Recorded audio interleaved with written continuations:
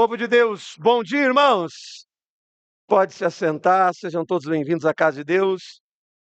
É um prazer a gente estar junto aqui, junto a gente poder estar compartilhando uma palavra. Amém, irmãos? Você trouxe a sua Bíblia? Por favor, abra ela no livro de Isaías 43.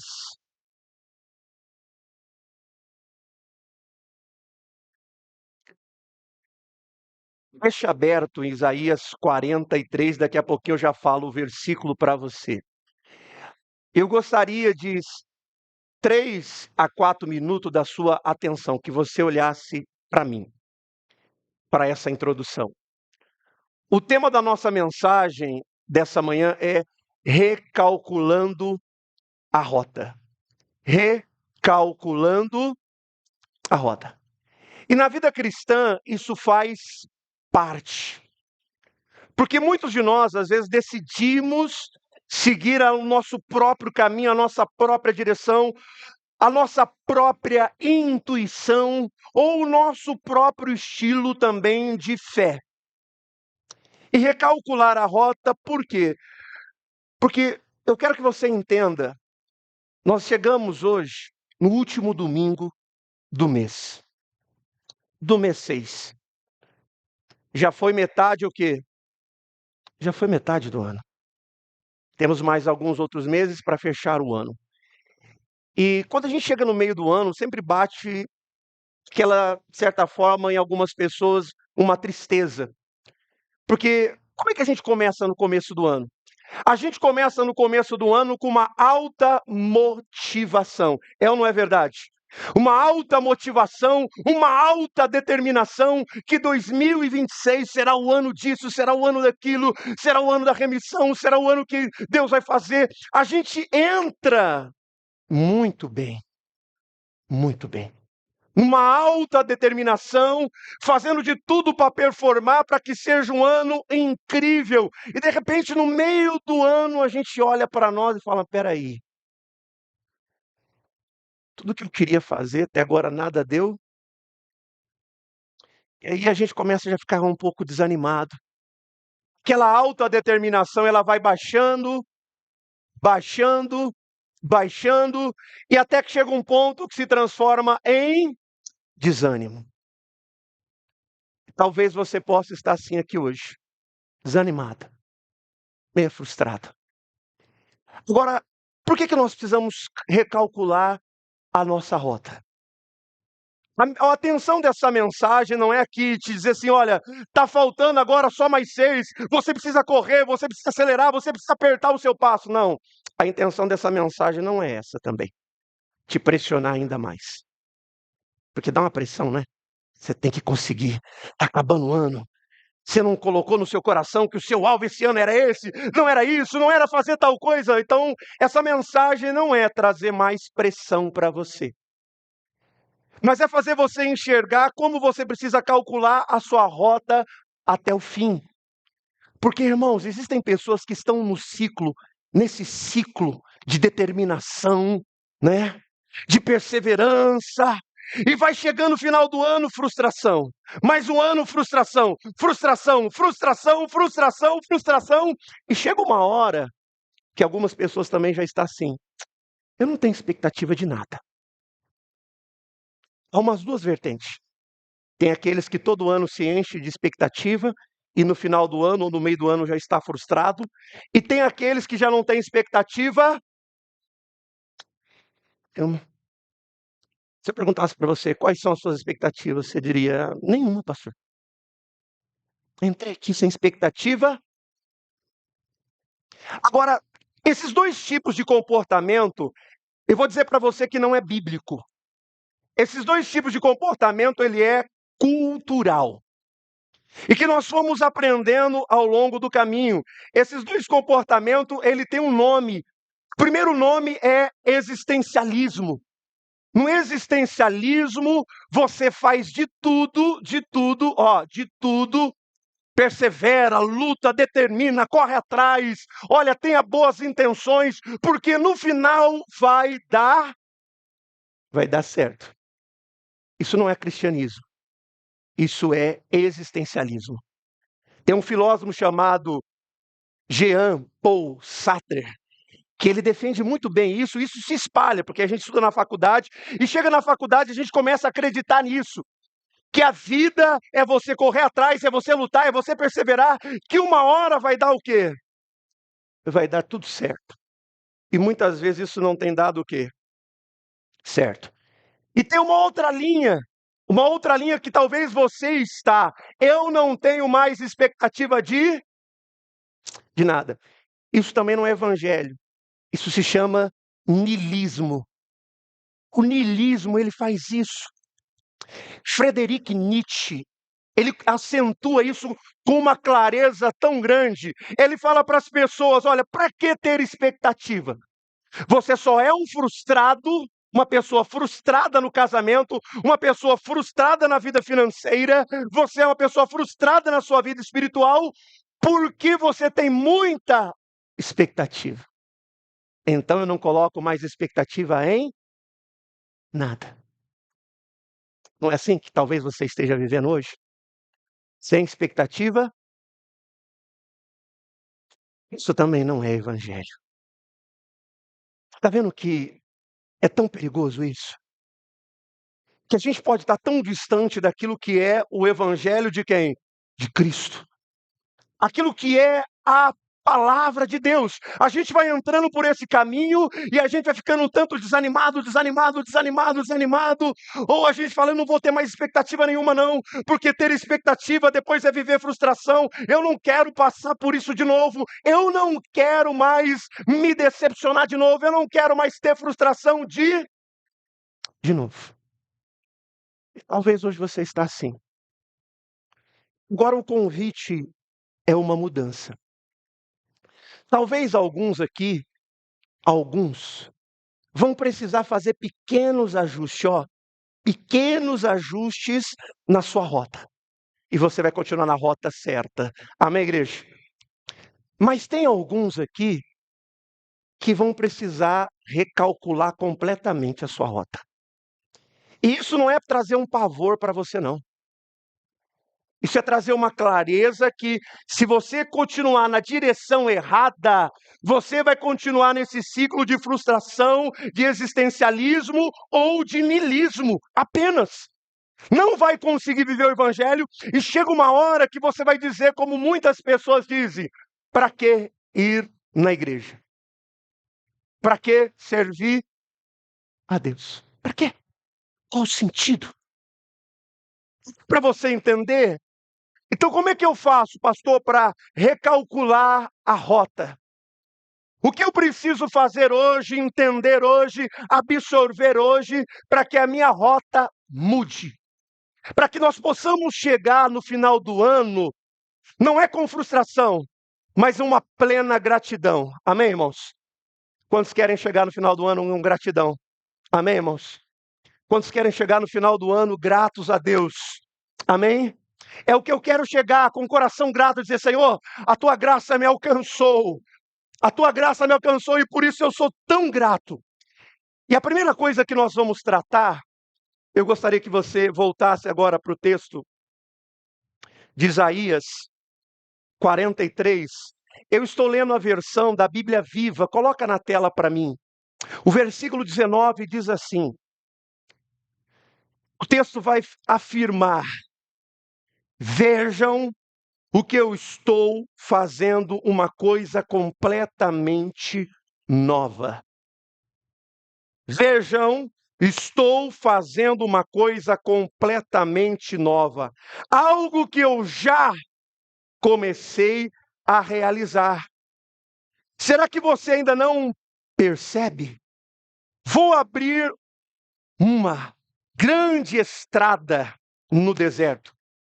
E no meio da terra seca, farei correr o quê? Riachos. Amém, igreja? Esse texto traz para nós uma questão importante. O povo de Israel, nesse momento, é uma palavra do profeta Isaías. Ele está dizendo assim, vocês precisam perceber. Vejam, perceba o que Deus está fazendo.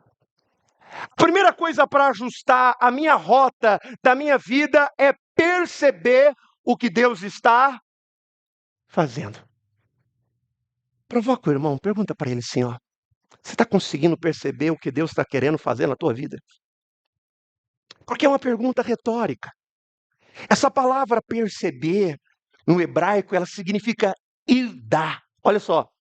E a referência dessa palavra é alguém que conhece, tem uma experiência profunda, sabe discernir intimamente no coração, está percebendo o que Deus está fazendo.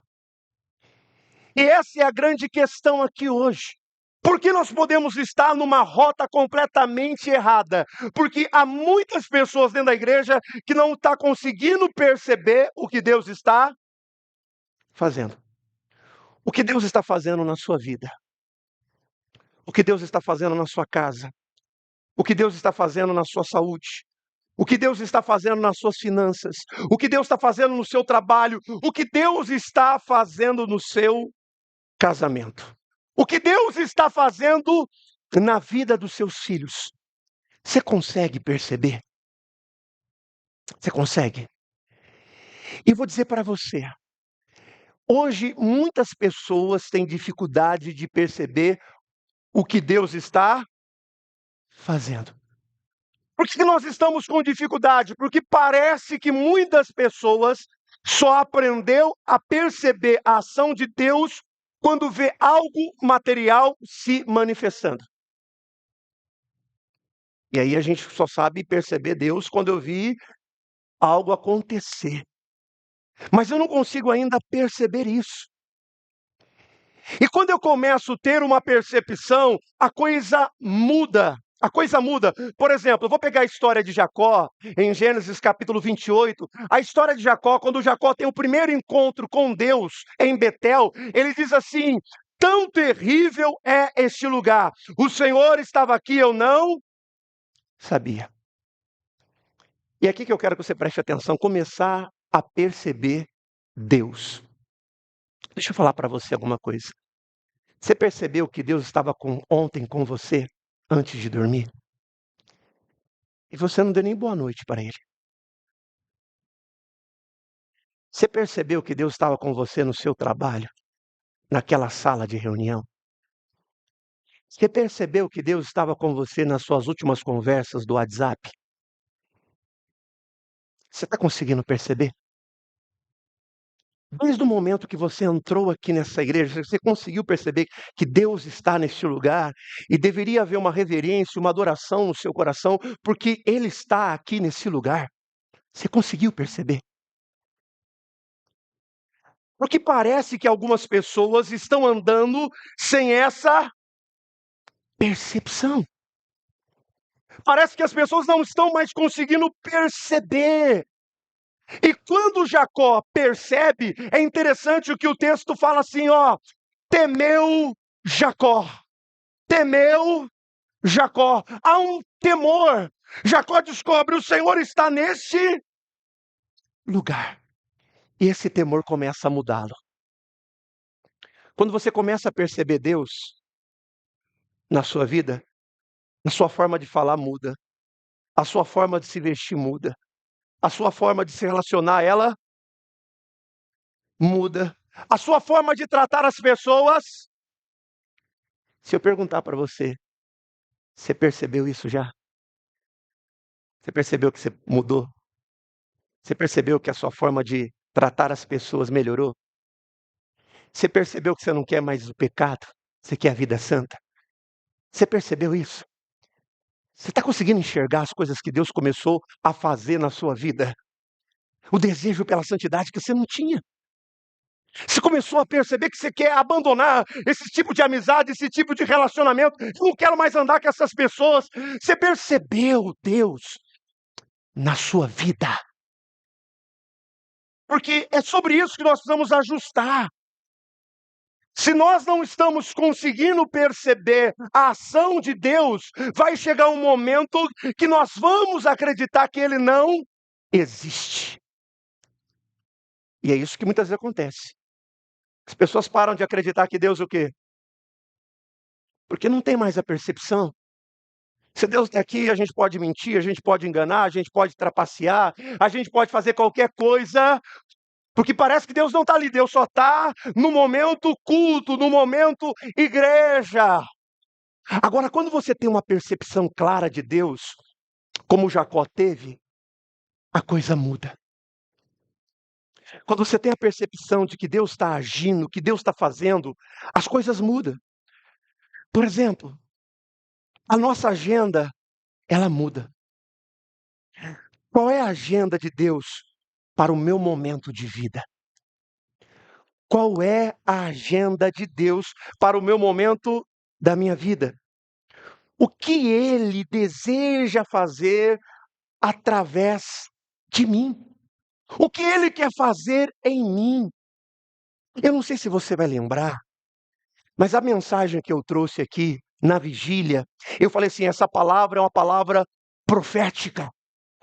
Sobre algo que nós vamos viver durante esse ano, nós vamos caminhar sobre uma palavra profética. Eu sei que tem muita gente com dificuldade de acreditar em uma palavra profética, porque eu sei que muitos pastores abusaram, usaram a palavra profética, os dons proféticos de forma errada. E hoje nós temos dificuldade. É ou não é verdade? Nós temos dificuldade com muita coisa, irmão, dentro da igreja.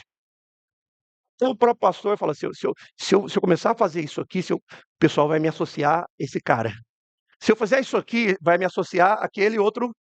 A gente vive uma luta também, irmãos, com os maus testemunhos pastoral, ou pessoas que utilizaram dons espirituais de forma errada, atrapalha.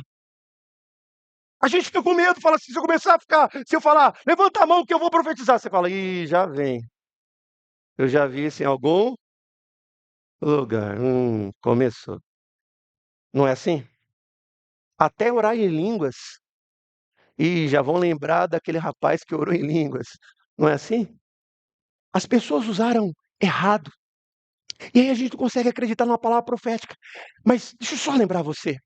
Uma das coisas que eu mais frisei aqui, e que Deus colocou para nós, que 2026 seria um ano que a gente precisava crescer na tem de fé.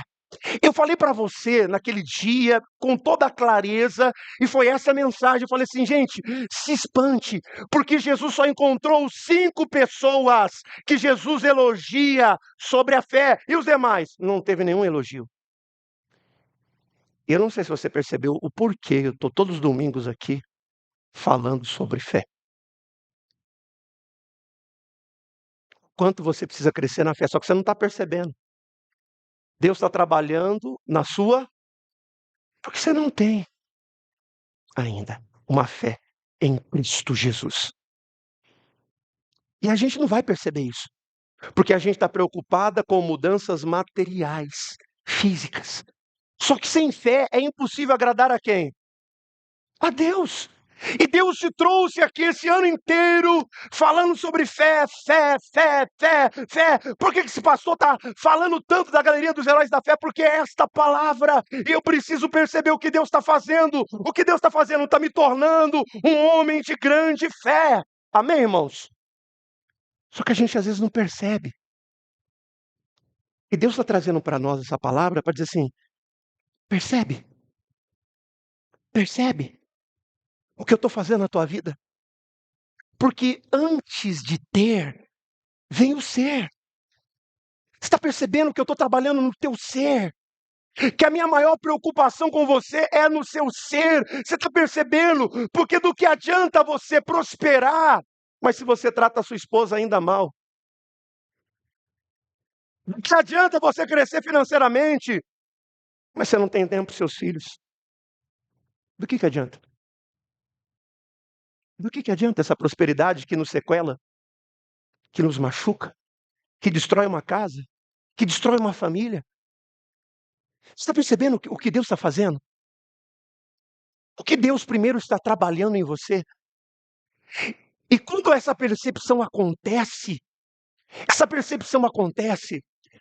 a gente se torna como se fosse um surfista. Você já viu um surfista? O surfista ele fica em cima da prancha, no mar, e ele fica só observando. E aí, quando ele percebe que a onda está ele começa o quê? A remar. Essa é a palavra. Ele começa. Tem algum surfista aí? Tem alguém que surfa aí? Nós vamos começar a surfar agora. Amém, igreja? A que a gente percebe, ó, a gente percebe a onda tá vindo, a onda tá levantando. Ele já começa a remar, ele já começa a se preparar. Aí ele tá, aquele ele levanta em cima da prancha, que é difícil que só se equilibrar. E aí ele surfa, aquela onda linda. Imagina, irmãos. E é isso que está faltando na vida cristã. Quando a gente começa a perceber a ação de Deus, a gente começa a surfar naquilo que Deus está fazendo, amém, irmãos? Não se trata mais sobre força. Não se trata sobre a sua capacidade, sobre o seu intelecto, sobre o seu esforço, porque tudo isso é existencialismo, é niilismo. A ação de Deus vem, a gente levanta e ó, surfa. Amém, igreja? Fala para o irmão que está do seu lado assim, você vai ser um crente surfista. Aleluia! Amém, igreja? Começar a surfar. A onda veio aqui, ó, surfe. É isso, a gente espera. Por que a gente espera? Porque a gente confia, a gente entra nesse mover, a gente entra, ó, opa, é a hora, é o momento, é agora que nós vamos investir, é agora que nós vamos fazer isso, é agora que nós vamos comprar, é agora que nós vamos casar, é agora que nós vamos fazer isso na nossa casa, é agora que nós vamos fazer isso na nossa saúde, vamos surfar. Amém, igreja? É essa percepção que muitas vezes está faltando em quem? Em nós. Isso aqui é tão sério, irmãos, porque eu fecho essa parte com Isaías 65, versículo de número 1. Eu estou lendo a versão transformadora.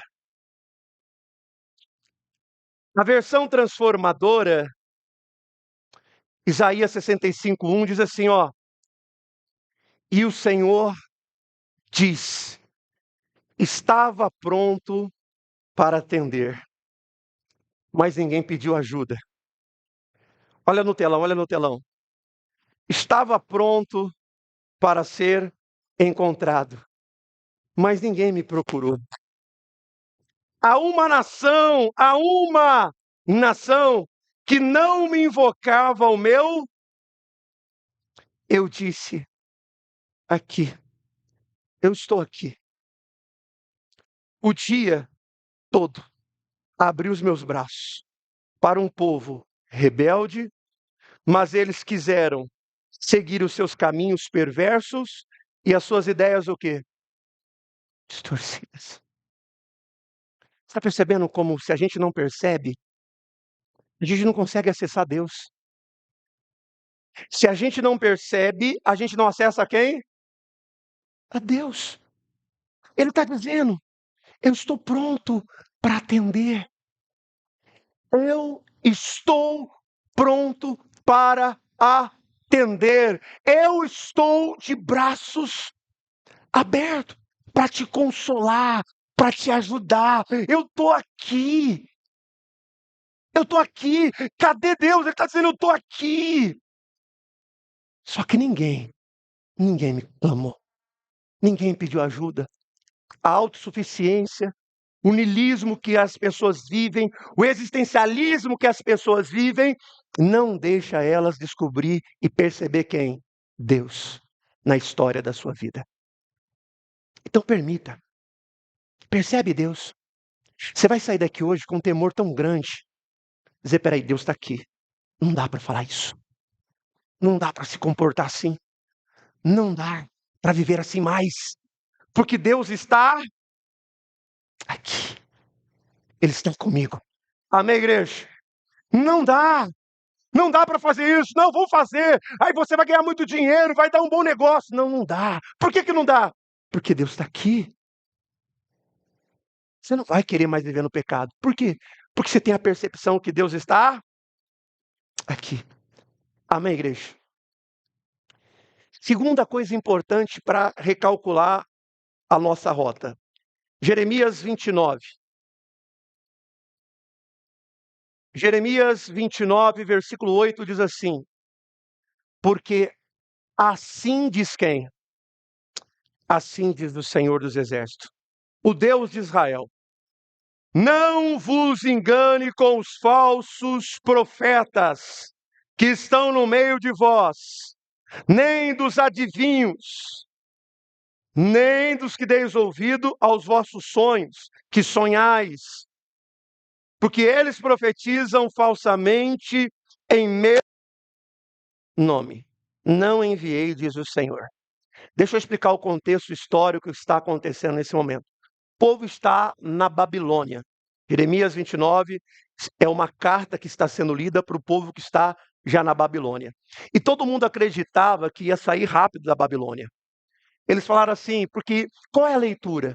Deus nos tirou da terra do Egito. Deus já nos tirou de tanta situação, Deus vai nos tirar dessa. E aí a palavra de Jeremias, ela é pontual, porque todo mundo começou a sonhar. Todo mundo começou a acreditar, nós vamos sair dessa, né? Aquele positivismo tão grande que se espalha. E aí vem Jeremias e escreve uma carta dizendo assim: não se engane. Essas pessoas que estão falando isso, elas estão mentindo. Olhe para mim agora.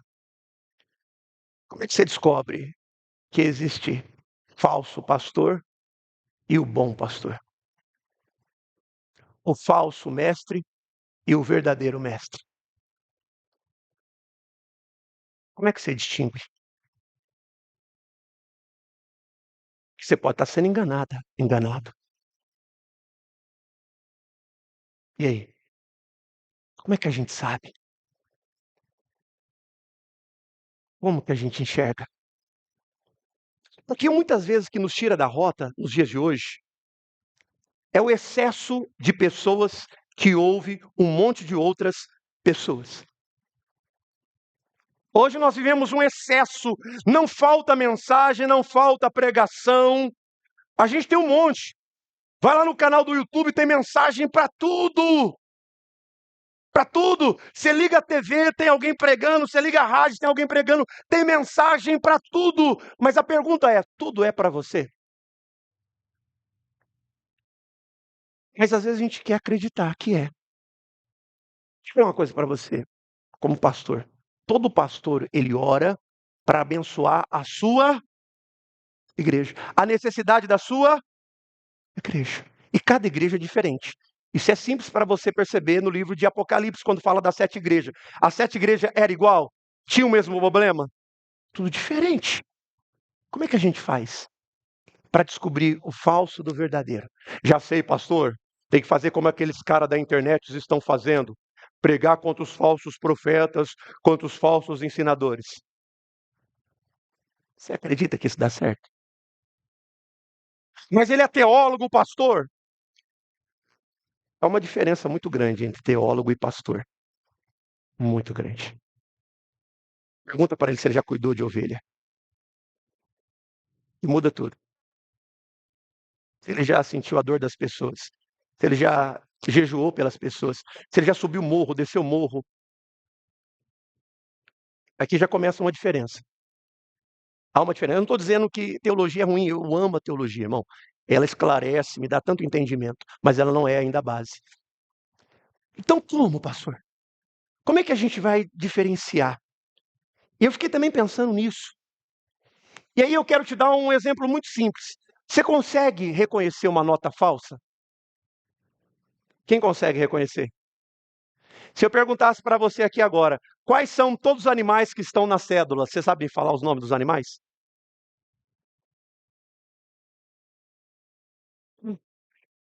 Só tem nota que eu nunca nem peguei na mão.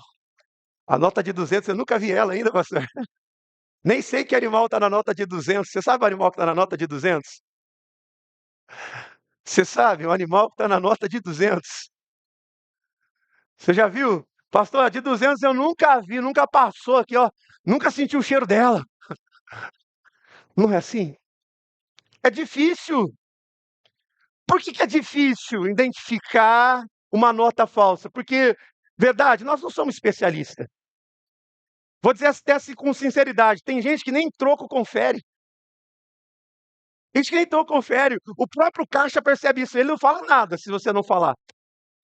Ele não fala nada, porque ele sabe que o brasileiro nem troco ele confere. Como é que ele vai identificar? E aí, se a gente pegasse aqui agora, traçasse um perfil, eu não sei, mas eu fui pesquisar, como é que identifica uma nota falsa? Aí diz, você tem que aprender, primeira coisa, o relevo. Falei, como é que é? Relevo. Falei, tem isso, é? Eu não conheço se a nota tem relevo ou não, né? A espessura. Que tipo de animal tem? Onça, tartaruga, lobo-guará. Você já viu um lobo-guará na nota? Então, imagina. Aí fala assim, o especialista diz assim, ó, você precisa ver na luz a nota, coloca ela na luz.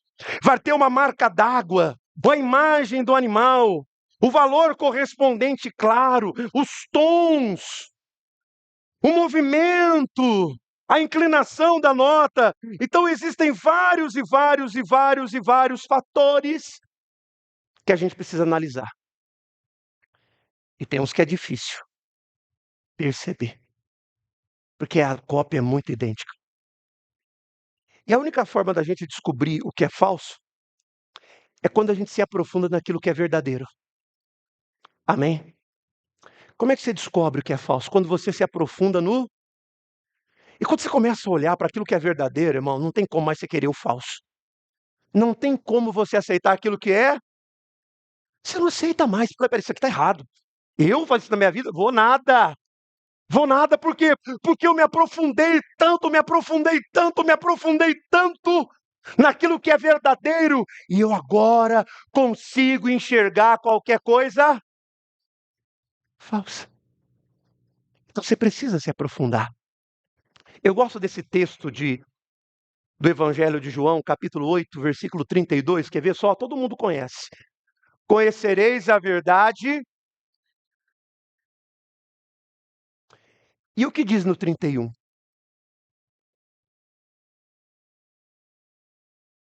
que diz no 31? Olha o que diz João 8, 31. Jesus dizia, pois, aos judeus que criam nele. Ele estava falando para as pessoas que acreditavam nele. Se permanecesse na minha palavra verdadeiramente, sereis os meus. Irmãos, isso aqui é muito profundo. Porque a gente lê só metade do texto e larga a outra parte, o outro entendimento. Antes ele está dizendo para nós, primeiro, as pessoas criam nele. E Jesus está dizendo, elas permaneciam e se tornavam discípulos. É como se ele dissesse para nós, só os verdadeiros discípulos vão conseguir enxergar a verdade. Amém, igreja? Só os verdadeiros discípulos enxergam o quê? Senão a gente vai ser enganado, vai continuar pegando palavra daqui, palavra de lá, palavra daqui, palavra de lá, palavra daqui, palavra de lá, palavra daqui. E não muda nada a nossa vida. Não é a quantidade de palavra que você tem, mas é a capacidade de reconhecer a verdade. Porque é ela que produz liberdade na nossa vida. Amém, irmãos? Fecho com a terceira e última coisa importante para a gente calcular a nossa rota. Perseverança. Olhe para a pessoa do seu lado e diga assim, ó, você vai precisar de muita perseverança. Eu estou dando uma mensagem para os obreiros e eu dividi ela em 4 partes, 4 camadas. No livro de Atos, no capítulo 2, versículo 42, fala que a igreja primitiva, ela perseverava. E ela perseverava em 4 pilares. É o que eu estou falando com eles. O texto vai dizer que eles perseveravam na doutrina, no ensino. Eles queriam aprender a cada dia mais. Eles perseveravam na comunhão. Eu falei para eles aqui, foi a última reunião que eu tive com eles. Eu disse para eles assim, por que é tão difícil lidar com pessoas, irmão? Eu falei, parece que Deus, olha o que Deus faz com a gente. Coloca um monte de gente estranha para a gente conviver junto. Você acha que vai dar certo isso, irmão? É um querendo brigar com o outro, é um querendo ser grosso com o outro. É uma dificuldade lidar com pessoas. Eu falo, e Deus reúne a gente tudo junto. Aí eu falei para eles assim: por que é tão difícil eu aceitar o irmão, me submeter ao irmão, viver mutualidade dentro da igreja? Porque a gente não entendeu isso. No que eles estavam perseverando? No que eles estavam perseverando? Eles estavam insistindo. Porque tem gente que é grossa, tem gente que é estúpida. Tem gente que só que a cara dela você não está com vontade nem de conversar. É ou não é verdade? Só o cara que a pessoa faz, você fala: eu vou lá, vou nada. Tá maluco? É ou não é verdade? Só a cara você já não faz nem força. Você fala: o quê? Vou nada. Eu vou lá, vou nada, esquece. E eu disse para eles: por que é difícil? Porque o problema não é o problema, a gente acha sempre que é o defeito do outro, a cara feia, do jeito dele ser, o jeito de ser áspero, a forma, mas na verdade, no fundo, é o que nos falta. É o que nos falta. É o que nos falta. Eu só consigo lidar com a minha esposa se eu entender aquilo que falta. Ou senão eu vou ficar cobrando ela, vou ficar azucrinando a vida dela, os defeitos dela, mas eu nunca vou conseguir olhar para quem? Para mim, o que falta. Eu disse para eles, essa palavra perseverança, ela é diferente. Essa palavra perseverança, no dicionário nosso, é alguém que se esforça, é alguém que é empenhado. Só que no termo grego que ele está usando aqui no Novo Testamento, é um termo grego. Chama proscartério. Diga comigo, proscartério. Mais uma vez, proscartério. Proscartério. Ela se divide, essa palavra no grego, ela é composta de duas partes. Essa palavra pros significa direção. Pró significa o quê? Pró significa o quê? Direção. E aí, proscartério significa aquelas pessoas aguentavam firmes. Então vamos juntar a frase?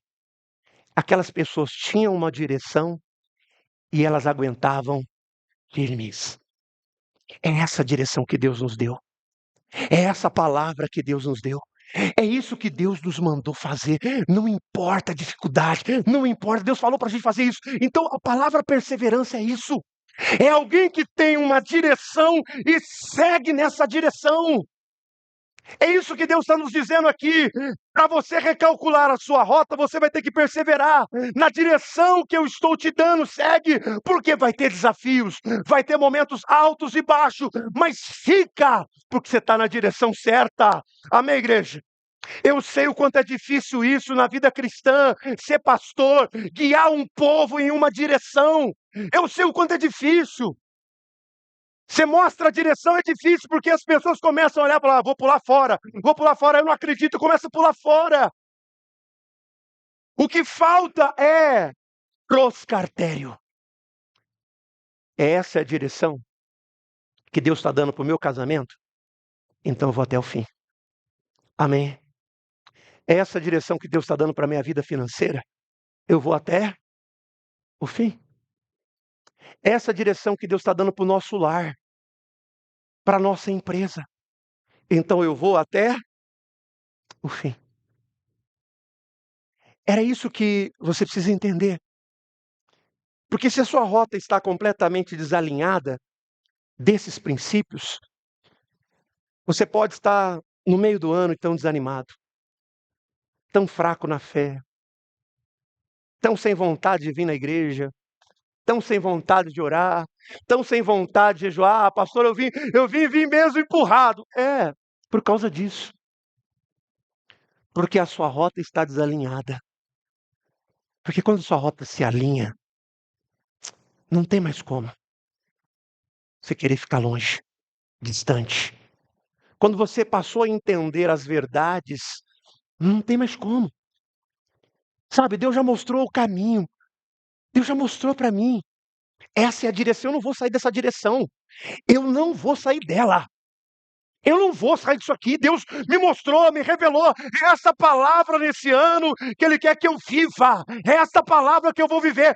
Por essa palavra que eu morro. Foi o que os discípulos fizeram. Eles morreram pela palavra. É isso que Jesus quer de nós. A salvação ela é de graça para todos.